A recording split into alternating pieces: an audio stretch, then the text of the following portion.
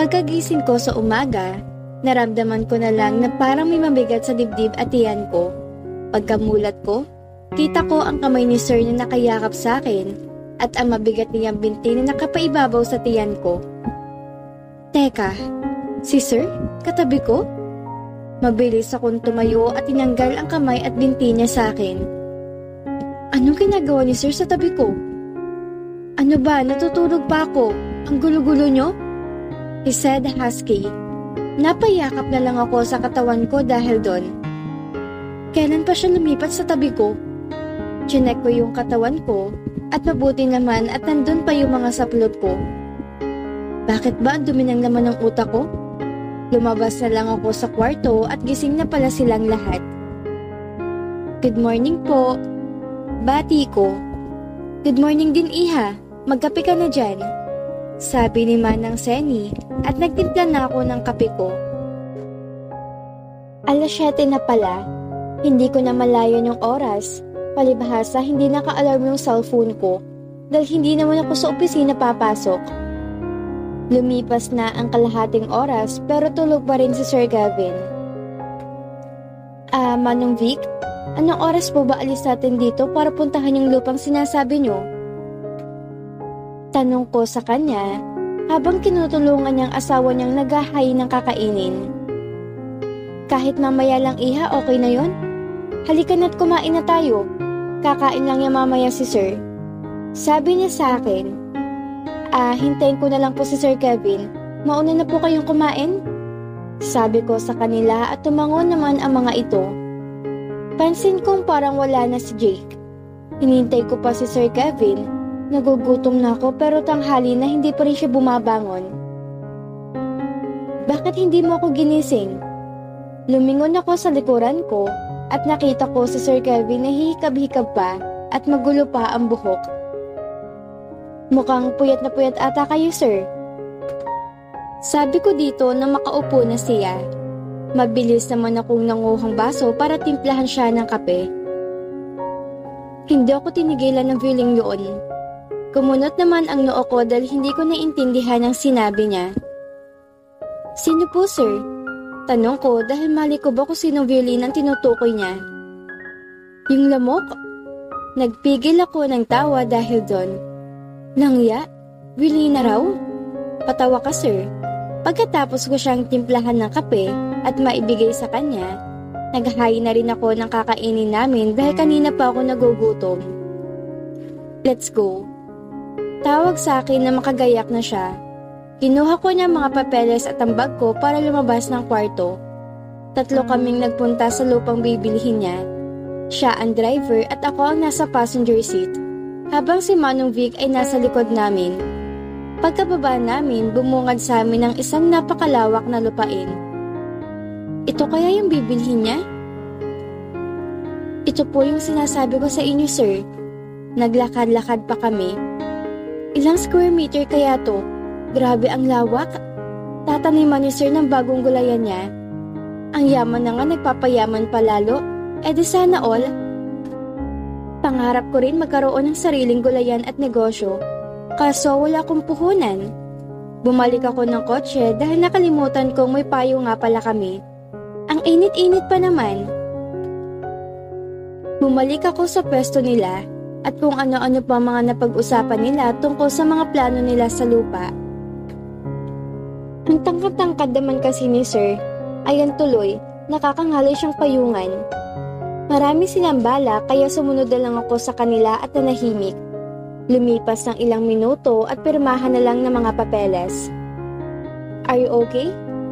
Kunot noong tanong ni Sir sa akin. Oo naman po, Sir. Mabilis ko ang sagot sa kanya. Bakit pawis na pawis ka na?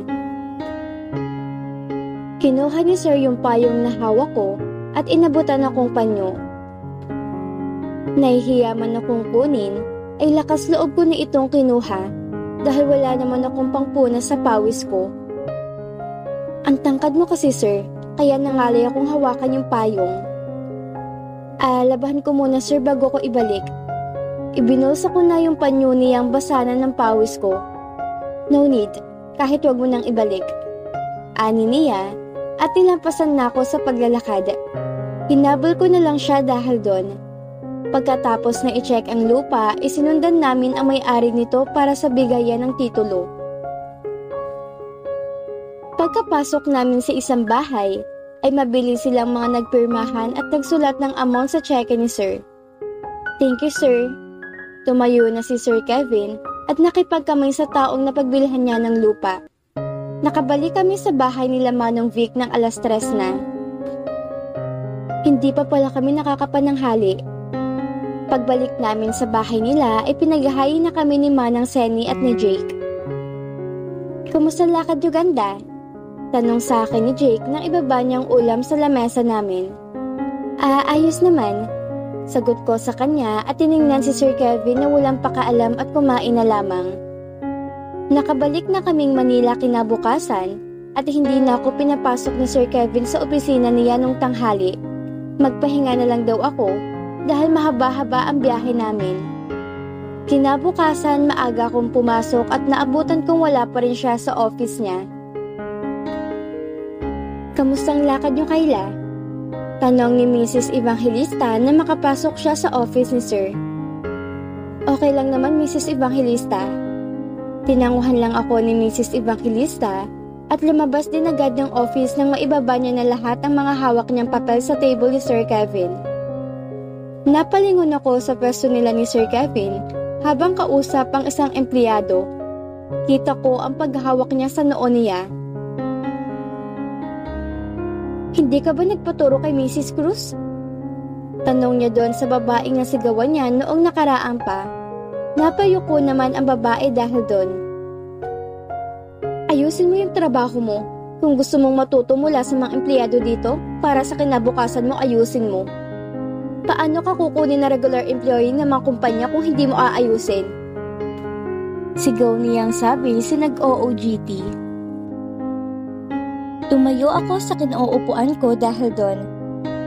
Pagagalitan niyo na naman yung nag-OOGT? Sir, hindi mo naman kailangan sigawan yung tao kung nagkamali. Sabi ko dito pero tiningnan lang ako sa mga mata ko na matatalim na tingin. Pwede ba Kayla? Huwag mo akong dinidiktahan kung paano ko didisiplinahin mga empleyado ko dito? Ana niya sa akin. Hindi naman sa dinidiktahan kita sir. Ang gusto ko lang pakisamahan mo sila ng maayos. Kung hindi sila matuturoan ng mga kasamahan nila sa department, edi ikaw yung magturo. Hindi ako teacher para turuan ko sila. Marami na akong ginagawa at ayoko nang dagdagan ko pa mga gagawin ko at bigyan sila ng panahon para turuan. Kung hindi kayang gawin, huwag tanggapin ang mga regular employee ko ang gagawa. Napahawak na lang din ako sa sentido ko dahil ang hirap niyang kausapin. Fine. Kung kaya kong gawin, gagawin ko. Iutos niyo na lang sila sa akin kapag may mali. Baka sakaling kaya kong gawin. Kinuha ko ang mga papel na nasa table niya at pinasunod si ate na nag-OOGT. Pinaupo ko siya sa harapan ko at tinanong ko anong mali sa ginawa niya. Pasensya ka na. Medyo mahina kasi talaga ako sa math. Minadali ko na kasing gawin kaya hindi ko na napansin na may mali pala sa pagkuha ko ng earnings per share. Nahihiya niyang sabi sa akin. Nireview ko ang mga nakalagay sa income statement niya at nakita ko rin yung mali. Nakuha mo na yung gross profit. So, ang gagawin mo? Minus mo yung selling and administrative expense at depreciation expense. Ang nagawa mo kasi is napag-minus mo yung gross profit at selling administrative expense. Tapos plus ang nangyari sa depreciation expense. Minus kasi yun lahat para makuha natin yung operating profit. Sabi ko dito, nakatutok naman siyang nakikinig sa akin.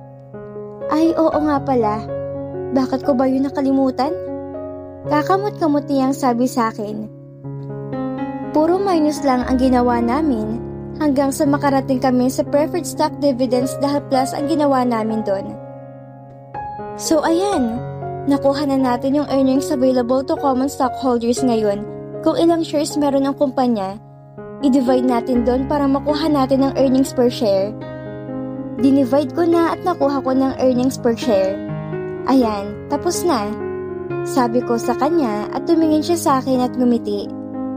Ang talino mo. Maraming salamat. Pasensya ka na naabala pa kita. Nginitian ko lang siya at tumayo na. Ako nga pala si Chris. Pagpapakilala niya. I'm Kyla. Maikli kong sabi. Ayusin ko lang po to, sir. Saka iprint at ibibigay ko na po sa inyo. Sabi niya at lumabas na ng office. Nakangiti akong ibinalik ang atensyon sa ginagawa ko kanina. Namiss ko tuloy mag-aral. Pwede ka na pala pagkatiwalaan sa mga ganung bagay? Matalino ka. Sayang lang at hindi ka nakatapos.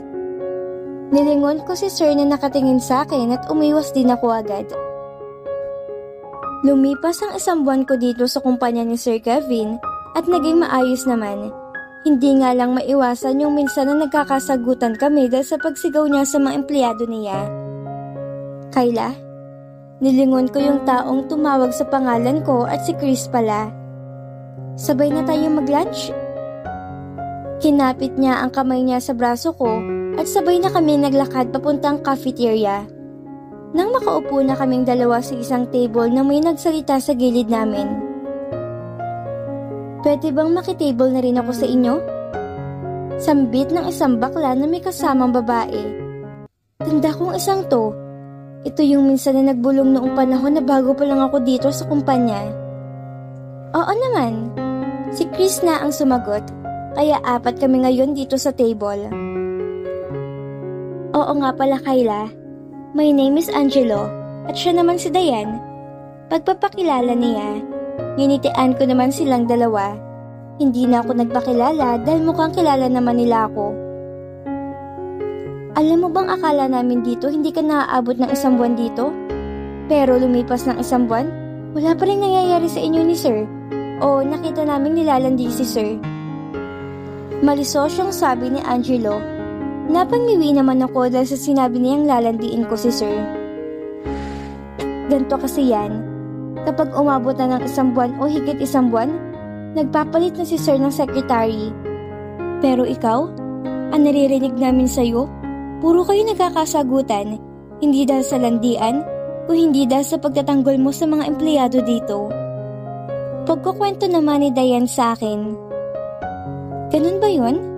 Tanong naman ni Chris na curious na rin sa kwento ng dalawa. Oo, OJT ka kasi kaya hindi mo alam. Ang gwapo sana ni Sir, kaso ang sungit. Ngiwing sabi ni Chris na siyang ikinatawa ng dalawa. True, crush na crush ko kaya si Sir, kaso hindi lang ako makalapit sa kanya. At ayokong baka bigla kong tinamaan ng kalandian ko, hindi ko mapigilan ang sarili ko.